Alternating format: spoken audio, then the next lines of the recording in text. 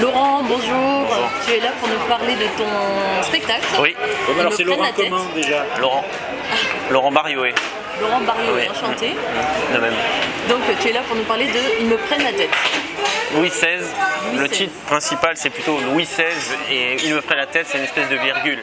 Ah bah, Voilà. d'accord, bah, heureusement que tu le dis Non mais le parce que- titre, effectivement le titre au départ s'appelait Il me prenne la tête Louis XVI 1793, mais du coup on a inversé, ça s'appelle maintenant Louis XVI, Il me prenne la tête. D'accord, donc Voilà. c'est un solo que tu as écrit, Oui c'est ça. c'est une comédie.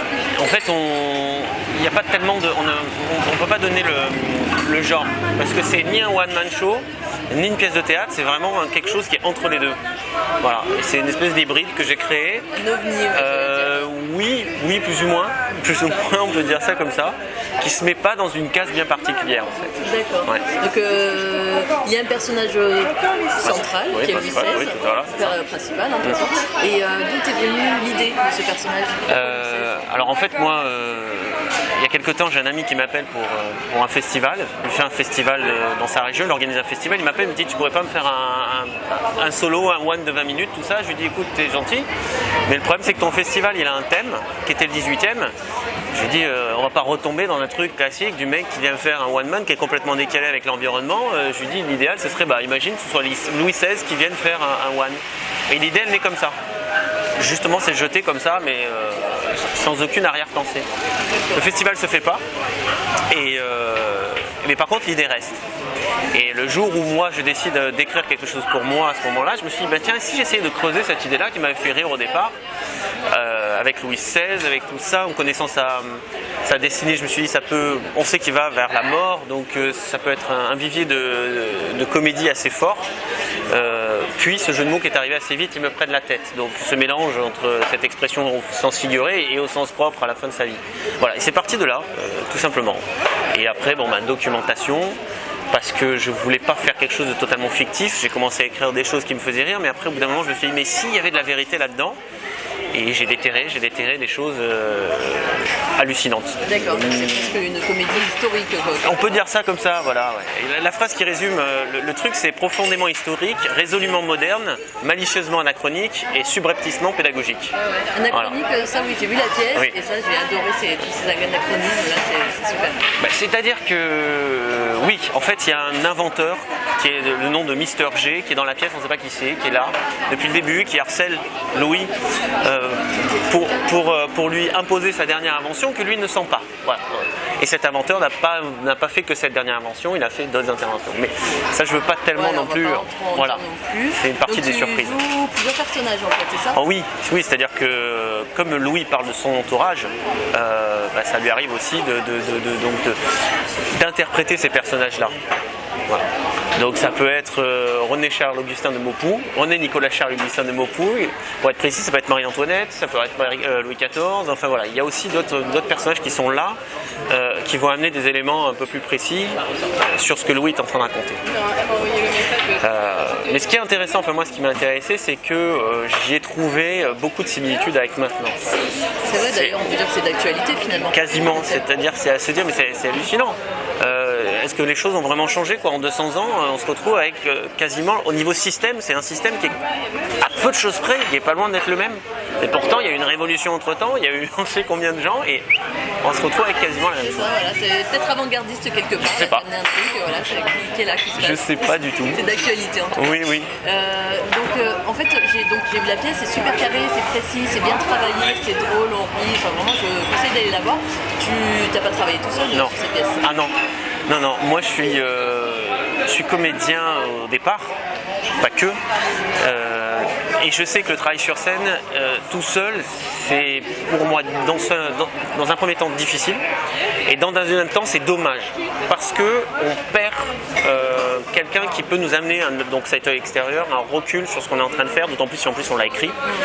Et pour moi, il était évident dès le départ de prendre un metteur en scène et que ça allait être Robert Benara, qui m'a mis en scène, donc que je connais depuis maintenant 12 ans, qui m'a formé au départ, avec qui je travaille régulièrement, et qui m'a apporté beaucoup, vraiment. Voilà, qui m'a apporté beaucoup, qui m'a amené dès le départ sur une autre piste par rapport au personnage de Louis, que j'avais pas forcément envisagé, et qui je trouve, il avait totalement raison. Et on a un peu cette même façon de travailler tous les deux, c'est-à-dire dans la précision. Voilà, donc on a débroussaillé un maximum au départ, beaucoup répété, et puis au fur et à mesure, on s'est attelé à travailler sur des détails. Au niveau du rythme, de toute façon, dans l'humour, c'est aussi une question de détail. Et ce détail-là, donc, c'est reporté aussi. Il était déjà dans le texte, mais il s'est encore plus reporté dans le texte. Et donc ça a été un va-et-vient entre donc, le texte, le travail sur scène, le travail sur le plateau. Il n'y a rien qui est les sauvages. Non, hasard, vraiment... mais pour moi c'est le fondement même du travail du comédien. Il y a un mot, je dis tout le temps, il y a un mot que la France a inventé, La majorité des comédiens, des artistes se cachent derrière ce mot-là qui est pour moi une excuse à rien faire, ce qu'on appelle le talent. Voilà. J'ai du talent, donc je ne fais rien. J'ai pas besoin de travailler. Voilà. Je crois que c'est une absurdité. Le talent c'est bien, il en faut, ça permet éventuellement peut-être d'aller plus vite ou d'assimiler les choses plus vite, mais ça n'empêche pas le travail. Alors, pour revenir un petit peu au cinéma et avec le thème de votre pièce, oui.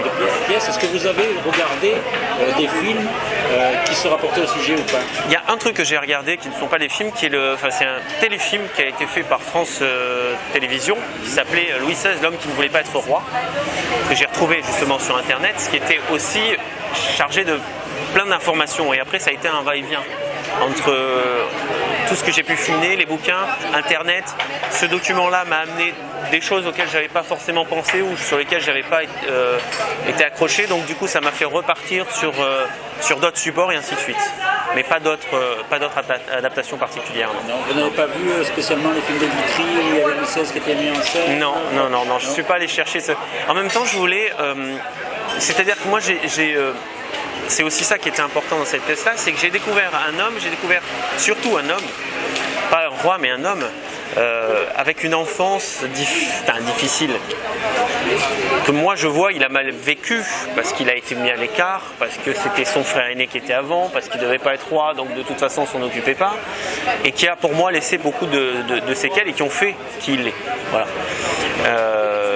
Et peut-être qu'aller chercher trop de films, c'était déjà se coller des images de ce personnage-là et peut-être se l'éloigner du mien. J'aurais tendance à dire de mon Louis XVI. Voilà. En tout cas, il y a vraiment un travail en profondeur du personnage, oui. Des recherches. Oui. Chapeau. Alors c'est à l'Antidote, c'est ça? Actuellement oui, on joue au vendredi 14 à 21h et à partir du 6 juillet jusqu'au 31 juillet on sera à Avignon. Voilà. Au théâtre au coin de la Lune à 13h. Festival off. C'est bien, c'est une bonne, oui. un bon tremplin le Festival d'Avignon. C'est allé très très vite. Ça ne devait pas se faire parce que le premier showcase s'est fait le 6 avril. Et on ne pensait pas être à Avignon. Et puis en fait, des gens ont aimé la pièce, se sont greffés au projet. Et très vite, on dit bon, on va se débrouiller, on va trouver une salle. Et ils ont trouvé une salle, pas des moindres. Parce que c'est au coin de la Lune, c'est une des nouvelles salles qu'ouvre le théâtre de la Luna, qui est quand même reconnu sur Avignon. Et voilà. Et puis d'un coup, ça va être une grosse aventure, un truc génial. Et après Avignon, vous espérez avoir des commandes? On a déjà une option posée, oui. On va voir si ça se confirme. Ce serait La Peine sur Yvonne, si je ne dis pas de bêtises. Mais bon, c'est encore en pourparlers. Et puis voilà, oui, effectivement, le principe du Festival d'Avignon, c'est de faire venir aussi les professionnels pour éventuellement pouvoir rendre la pièce derrière. En tout cas, c'est tout ce qu'on vous souhaite. Dernière question, on peut suivre ton actualité quelque part Facebook. Facebook.